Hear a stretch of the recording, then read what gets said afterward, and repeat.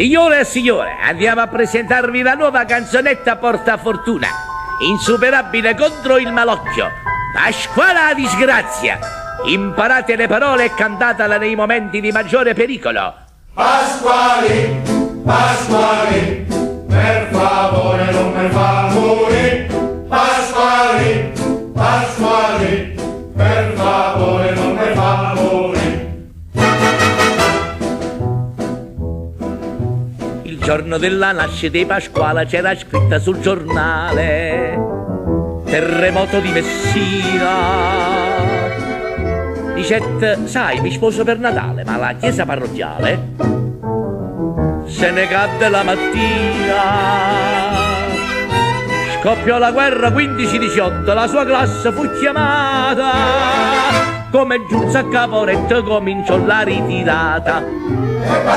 Ma Pasquale si salvò. Pasquali, Pasquali, per favore non mi fa morire. Pasquali, Pasquali, per favore non mi fa morire.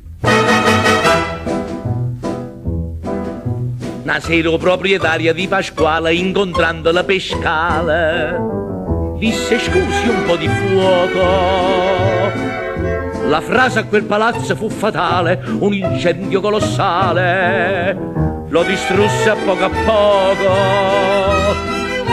Correndo tra la folla a Croce Rossa si incontrò con i pompieri e rimasero ferite 23 carabinieri. Ma Pasquale si salvò. Pasquali, Pasquali, per favore non mi fa morire. Pasquali, Pasquali, per favore non mi fa morire.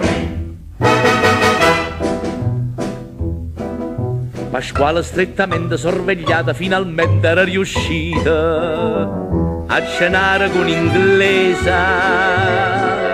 Puntuale, non appena si è seduto, è venuto un maremoto, si è allagata zia Teresa. E un giorno che passava per un ponte gli fu ordita una congiura, gli piazzarono di fronte Gennaro in aiettatura. E Pasquale scivolò. Giornale radio: caduto Pasquale, un nuovo pericolo si profila all'orizzonte. Gennarina aiettatura. Gennari, Gennari, per favore non mi fa morire.